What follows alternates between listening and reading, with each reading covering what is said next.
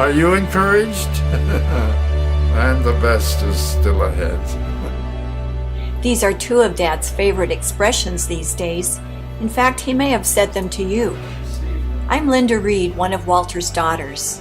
I'd like to share a brief sketch of Dad's life with you and hope you'll be blessed and encouraged as I recount how God has taken one ordinary life and transformed it into something quite extraordinary.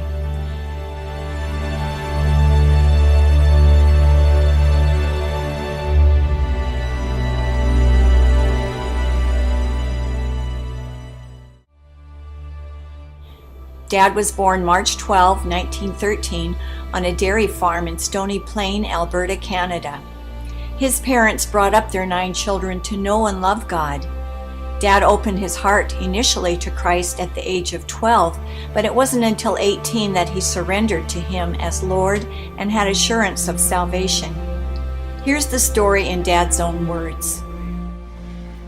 Well, I was brought up in a Christian home and had the gospel proclaimed to me and made a profession.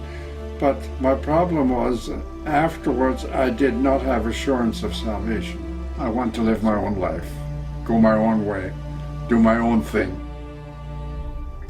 I suppose I was about 17 or 18 when one Saturday evening I got a hold of a pamphlet, and in that first paragraph it said that some people want the good things of the Lord without willing to do any more.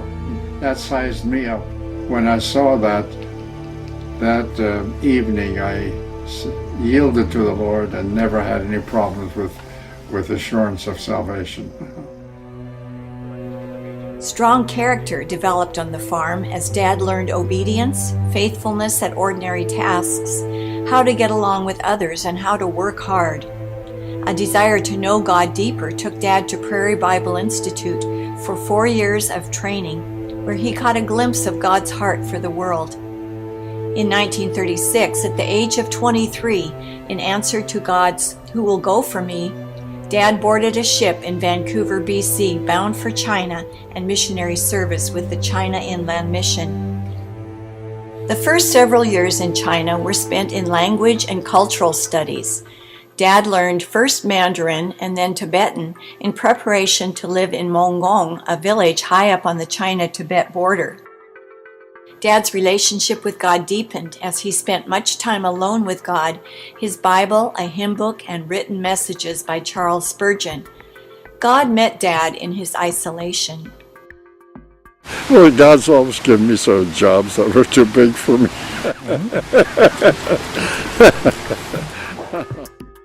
After 3 years in Monggong doing evangelism and carrying on the medical work begun by others, Walter received his next assignment. He had met Helen Cope, a newly arrived single missionary, on his first trek out of the mountains.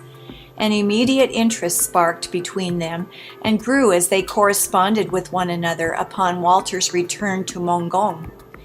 They were married in a simple service November 17, 1942, with almost everything for the occasion borrowed.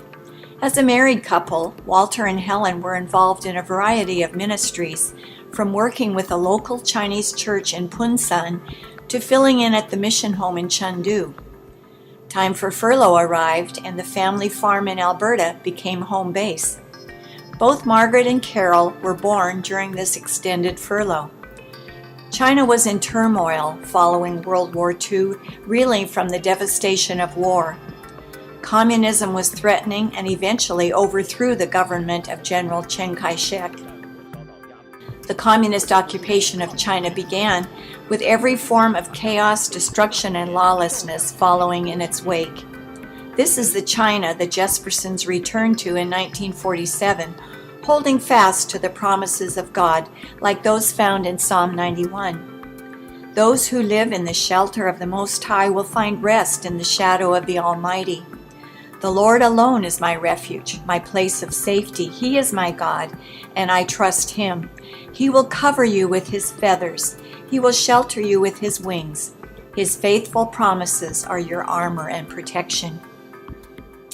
A new assignment for this second term took the Jespersen Four inland to work with a church in Shiyuan, Sichuan province. The church thrived with the children's Sunday school started, outreach in 2 prisons, and English Bible studies held. The effects of communism did not reach Shiyuan until November 1949, when the Red Army stole into the city, through a breach in the wall next to the Jespersens' house, and took over the city. Things began to change drastically over time as fear, intimidation, and spying replaced trust and openness among the people. Public executions took place outside the city, which instilled fear further. It was harder and harder for the Christians to be associated with the missionaries, as contact with them endangered their lives. The day came when the communist soldiers made their home in the compound and eventually even moved into the Jespersens' home, putting them under house arrest. It was a tense time, but God's word and presence continued to be the anchor of their souls. 2 more children were added to the family during these years. Finally, on Christmas Day 1951, the long-awaited exit permit was granted with the stipulation, be out in 2 days. Only enough provision for the trip was packed, and the Jespersen Six were off across China to freedom.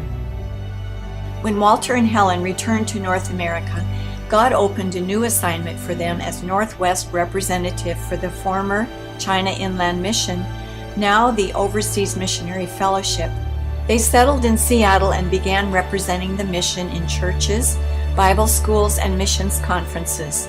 They hosted OMF missionaries coming and going from Asia, held mission prayer meetings, youth retreats, counseled, taught Bible classes, traveled, and raised their now growing family of 5.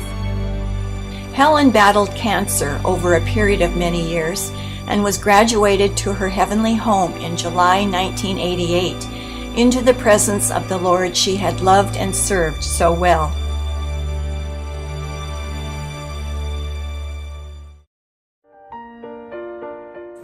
Dad continues faithfully sharing his love for Jesus with all he meets. He lives daily with the anticipation of meeting the one he loves and serves, as he continually reminds us, the best is yet to come. Dad is indeed a great example of one ordinary life made extraordinary because of faithful obedience to his Lord. To God be the glory. And the best is still ahead.